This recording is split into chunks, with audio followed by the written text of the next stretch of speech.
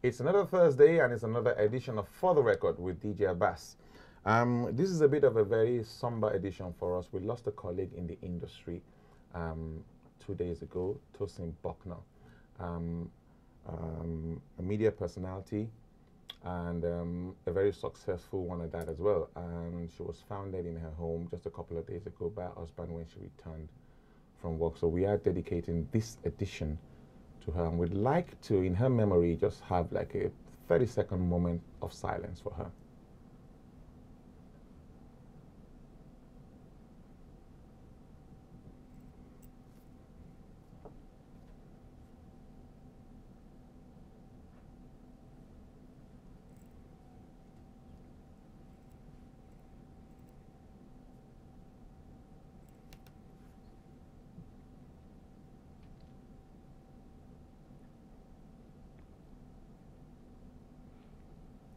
May her soul rest in peace. Amen.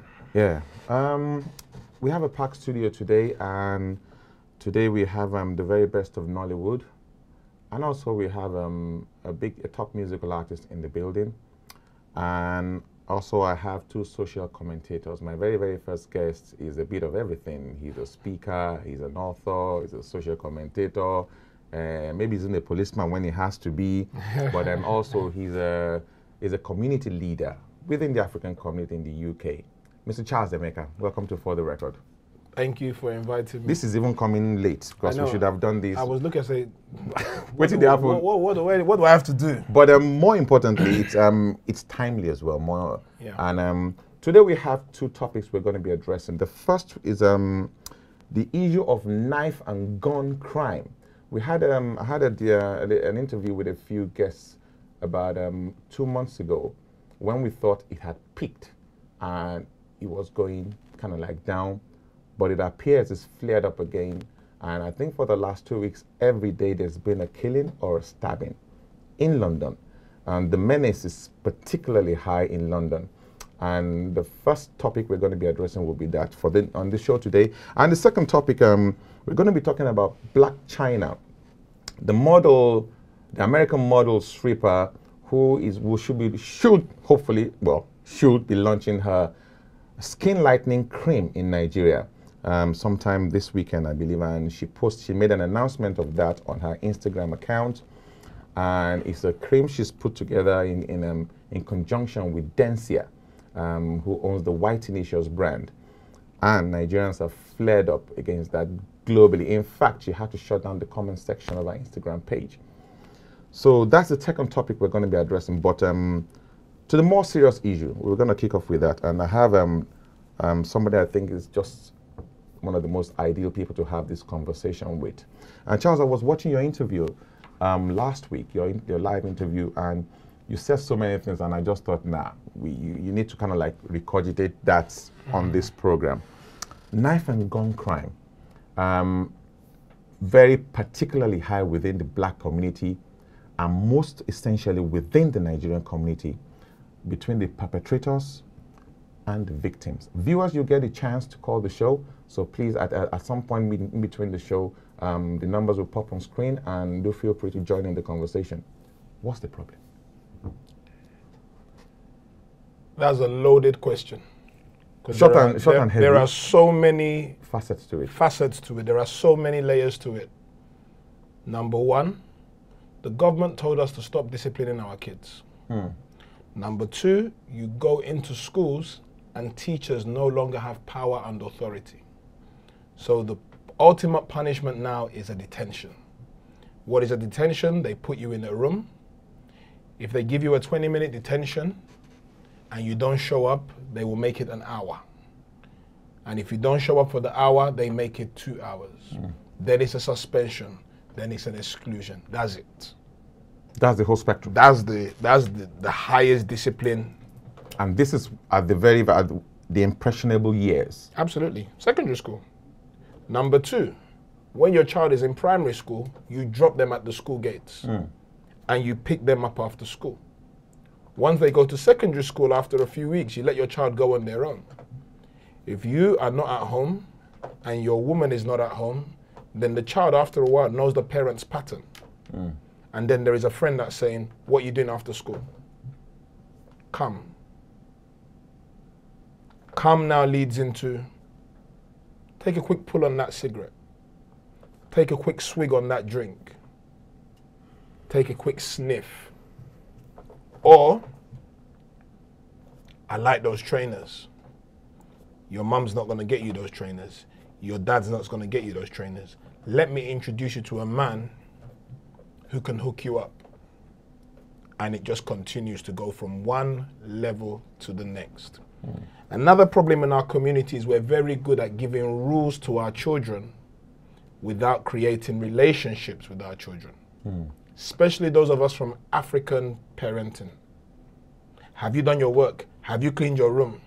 And maybe in this generation they want, how are you? How was your day? And then when they do well, we need to learn to praise them for the small things. Not idiot, foolish boy, Because whatever we feel about gangs meet all the 6 human needs. Contribution, recognition, significance, promotion. Gangs meet the needs. So if those needs are not being met at home, and if you don't have a relationship and a strong voice, then you will gradually. And then the next issue, social media has created these images of people living amazing and wonderful lives. And then money. The truth is, as parents, we have to keep on growing and aspiring for more so that you can be your child's first role model. Is this a financial growth you're talking about? Financial growth. What if that doesn't happen? Not every parent can probably get there. Not every parent can. Winning isn't everything, but wanting to win is. Children, everybody is shadowing behavior. So if they see you have given up, and your language tells them if you've given up, your behavior tells them if you've given up. But if they still see you, many kids are going to schools every day. Some of them are giving speeches on their parents going from one level to they see. But if it's, we can't afford it, nothing is going well, your father is a fool, your father is useless, understand that everything you say to your child is being logged in their subconscious mind. And if the parent isn't a role model, somebody else will be. The bulk of this crime, it would appear, is happening within certain kind of like semi-impoverished zones. Yes. That's where you have the preponderance of these things happening. Yes. And if I use the London example, now I'm seeing too many Nigerian names to be comfortable about it. My bigger concern is when this stabbing started, there was a whole lot of noise about it. People are no longer talking. It's like everyone's now desensitized. It's normal. In fact, every day I post a new stabbing. I remember when I started posting, sharing, letting people know, it's like, oh God, and then now, no response. That's even a bigger problem. Don't forget, the media, you know how the media works, it's a cycle. What's fresh, what's hot? Basically. So they will keep moving on. When we think there's a peak, no, the killings are still going on. It's just that no one's reporting on it anymore. It's constant. In the last 3 years, funerals we attend are regular. But we don't cry as much as we used to cry before. Because it's... If I attend a funeral today, in 7 days, I've moved on. Let's talk about you. You have a very almost encyclopedic knowledge of this scenario, going by your experience. Yes. Paint a picture of your experience. With young people?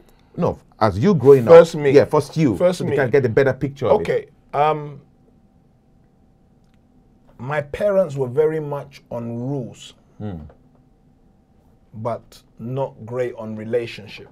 They did their best. I always say, your parents will generally raise you how their parents raised them. Indeed, yeah. Unless you make a conscious decision Step out of that. to step out of it and adjust. So I was attracted to the life that I felt, I mean... You lacked at home. I lacked at home. Weren't allowed anything. You came back from school, when you were eating, that was your free time. And then back to studying again. So I'd go to somebody else's house and I'd see that they had an Xbox or a PlayStation. So I gradually would just finish school and then make my way to your friends. To my friends. Still safe. Still safe. But don't forget, everything negative one does starts to move from one level to the next.